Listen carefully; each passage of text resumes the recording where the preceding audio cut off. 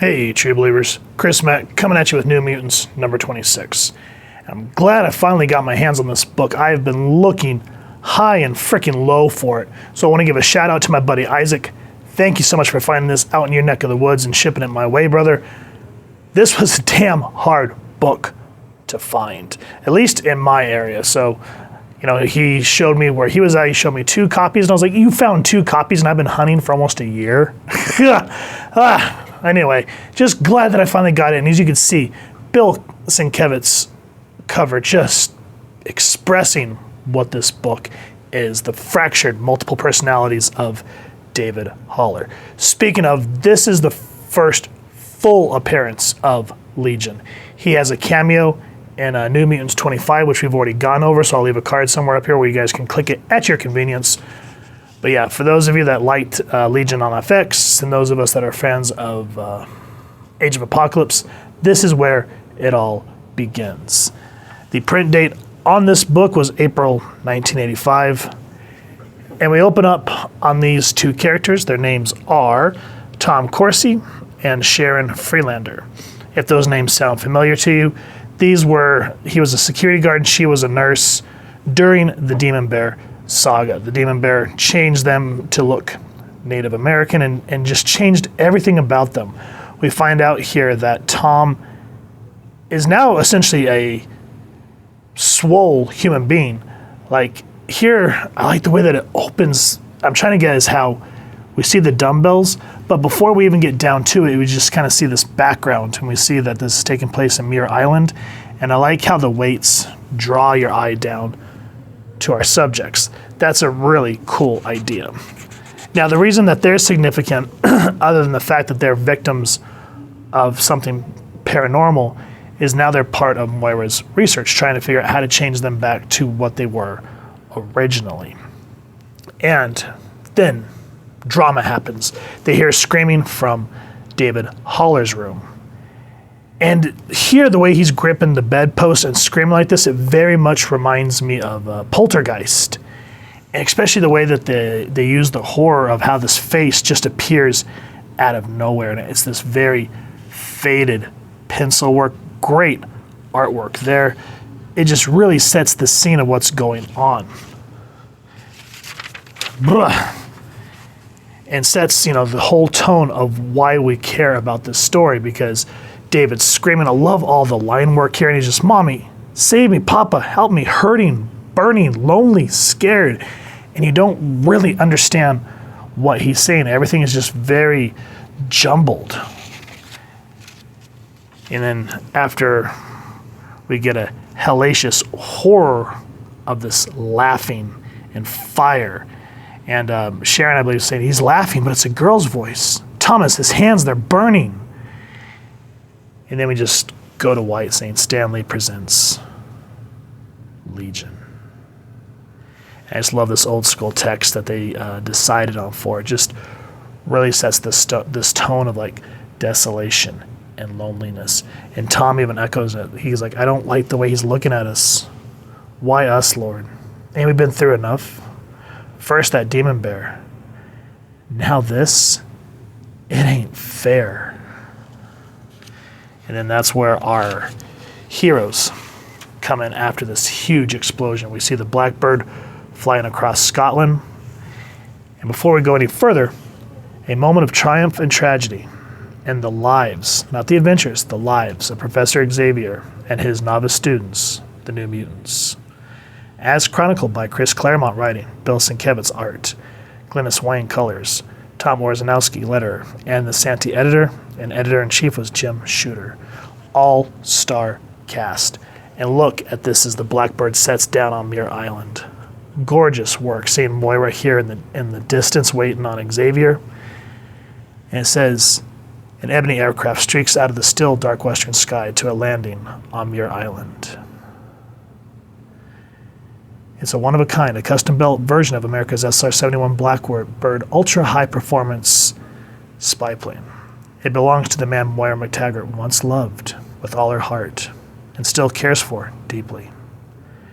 Years ago, when she walked out of Charles' life without explanation, she broke his heart. She hurt him as badly as a person could.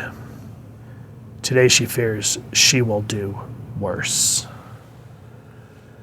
Now, I've said this before in the past where, new people coming into comics, new generations, when they pick up any issue, it should be their first and understand the characters. And right there in those little blurbs, we get the connection between Moira and Xavier. And the same is said for when they depart, and we get backstory on the relationship between Sean Cassidy, Banshee, and Moira, between Rain, how she's essentially the adopted daughter of Moira, Warlock, who's just now starting to become part of the New Mutants. We have Doug Ramsey, we have Danny Moonstar, and it explains how Danny and Rain are best friends. Where is it? Here. Danny saying, "It's kind of cold, Rainy. I love it. I'll smell the air, Danny, and the heather. I'm home." And I love the relationship between these two because they've become so close in this team that they're like sisters. That's why I got really irritated in the movie when they made them lovers. Because when you've read the books for years and you see the type of sisterhood relationship they have, it just really felt distasteful in that regard to go that extra leap. They really should have brought in, what's her name? Not Danny, Shen. They really should have used Shen because that would have made more sense in terms of the characters, but it is what it is. The movie, other than that, was entertaining. And you just kind of see how Warlock is still kind of getting used to Earth and how him and Doug are best friends. And then I'm glad that there's just like a moment of levity. We see Warlock running away and no one's really understanding what he's trying to say. And I think what really worked for him is how Sienkiewicz always gave him this elongated, disproportionate body. And you find out that the black bird thing that he's screeching about, he's talking about the plane. He's like, "Self wishes to express thanks to you, noble entity, for transporting Self and his companions to this habitat. It is a shame you cannot change shape like Self and accompany us further. Self will visit you from time to time if you like." And Danny's just got like that, "Oh, Lord." And it really adds, again, that type of thing to see how their personalities are, so not everyone's just a copy and paste of one another. Same with Jamie Madrox. He explains his powers when he shakes hands with Doug Ramsey, and how Doug is the youngest, newest member of the New Mutants, and he's like, "I've been to space, and I can't wait to see what the next adventure is." And Danny's like, "Speak for yourself." And so, he meets Jamie, and Danny's just like, "Some adventure, huh, Doug? Can't wait to see what happens next." And then we meet Gabrielle Haller. Modern day, we all know who this is now. But back then, not so much. But I like how they give her this look of a woman who's tired, who's been through the ringer and is still hanging in there. It's just, you can see the exhaustion in her eyes. And I like the look of surprise on Xavier's face. "It's been so long. You're as lovely as ever." And as you read the story, it unfolds of how these two fell in love initially. I'm not going to go through all of it because I want you guys to read this. As I said, 2021, we all kind of understand the story of Gabrielle Haller and David Haller now, but to actually read the book and see how it unfolded organically in the mid-'80s, it just gives a different, as the modern kids say, it hits different. And so she's explaining David. And she goes, "I've been to every other physician Gabby's turned to over the years, and they have not been able to reach David. Why did you wait so long to call me, Gabby? I could have helped the boy, as I did you. There were personal considerations. I didn't want you involved. Now I have no choice. Help my son, Charles. You're my last hope. I should have been your first." What is she hiding? Embarrassment because we were once lovers? Fear? Shame? I need to know. I sense it's vitally important. A psi probe would tell me. But out of respect for what we meant to each other, I can't pry into her thoughts. And this is him thinking to himself. And you can kind of see how he's hurt that she didn't come to him initially just because of their past. And then again, in Claremont style, we get an interlude, essentially. And this is Empath and, what's her name? Emma Frost. I'm like, what the hell's her name? And how he's been manipulating the team. I don't want to go too far into it, but the work with Sienkiewicz's artwork and the words Claremont uses, like the way he scripts it, you could just see how these two hate each other, but they both, in a sense, kind of have the same goals, and how Emma's able to manipulate him, even though Empath tries to use his powers on her. So I'm just going to leave it at that. And again, now, Xavier's in David's mind. And he sees, I just love this blank brick that we get, kind of like Pink Floyd's The Wall. And then we start to see the faces forming. And I don't think anybody other than Bill Sienkiewicz could have done this back in the day, this realistic screaming face. And the power is so strong that it blows him out of the astral plane and everybody out of the room. Now, as they're talking about David being autistic, they're talking about how when he's just there, he's inanimate, essentially. He's just there staring at the blank walls we saw with him and Jamie just a moment ago. Now he's emoting and laughing, and he's just got this horrendous, horror-looking look on his face. And I like how Moira's just like, there was triumph in his voice. He knew what was happening, Charles. He's mocking us. And you're just thinking, what the hell is going on with this guy? I like the way how they show slowly how each of his powers manifest. And then we get another moment with Captain Forrester and Magneto, which was a really nice moment. Again, pick up the book to read the full story. And here, this is where things really got real. It feels like a lot of talking, but again, as I like to talk about, this is character development. It's not a nothing burger.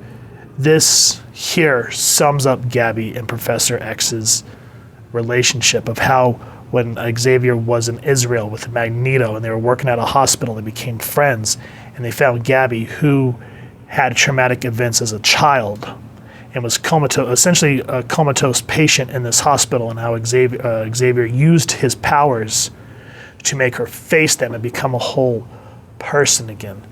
And Charles says, a telepath can play God. You have no idea how tempting that is. I can change thoughts, twist memories, destroy personality, erase it utterly, and recreate it in any way I choose. I tell myself I use this ability solely to do good, only to remember that my arch rival, Magneto, uses those words to justify his actions. And you just kind of, because I like how Xavier's struggling with this immense power that he's been given, and he tries to be the antithesis of what Magneto is, but there's times where it feels like they both kind of run on the same level. And it's just a very well written moment. And then again, going back, this is one thing that they've really abandoned in retcon that I wish that they would have touched on, is how Moira is the adoptive mother of Rain. And not many people from the books that I've read through the years have touched on this. Even when Moira dies way later down the road to the legacy virus, I don't remember there being any emotional connect with Rain, of her breaking down. I don't remember her even entering the issues, and I don't know if that was Scott Liddell. I think it was Liddell at the time. Never read this, or if it was retconned. But I like how Moira just says, don't be daft, child. David's my patient. He's important to me, but you're my daughter, and I'll keep telling you that till you believe me. You and Sean share my heart. I'll always have time for you, and be at least a little hurt when it's not me you turn to when you're troubled. And she goes to say, I love you, Lady Moira, but she goes, I love you, Mommy. And again, this is why you go and read the Dawn of X books, you read Inferno, and you see Moira like this. That's why I don't like Moira now, because that's not the Moira that I know. This is the Moira McTaggart that I've always known from the books and the animated series. A very giving, caring woman, just like Jean Grey. Not some embittered, hateful, spiteful person. Anyway, this sets up for a very awesome series. This essentially kicked off the Muir Island saga of how David and the Shadow King kind of take over everyone's thoughts and how the X-Men are presumably dead, and that's how Forge starts the new X-Men with Sean and I think it's Strong Guy, and kind of leads X-Force to Muir Island and all that stuff that kicks off that. But this in and of itself is a standalone book. Awesome. This little series, I think it goes till issue 30, I think it was. Something like that. Anyway, but just how they introduced David, his mother, the relationship with Gabby, Xavier's relationship with Legion. It's absolutely phenomenal.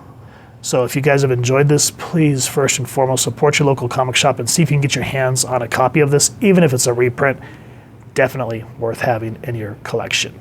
If you enjoyed this review, we really would appreciate if you take a moment to hit like, share, and subscribe. Helps the club channel more than you could possibly know. And if you don't mind hitting that fancy little X bell next to subscribe, that way as we continue to upload content, you guys will get notified. Come to the channel, and we love talking with you all and hearing your thoughts and feedback down in the comments below, or our social media pages, which I'll make sure to leave the links down in the description. So with all that said, thank you so much for stopping by. Hope you all continue to have an absolutely amazing day reading, and happy hunting, true believers.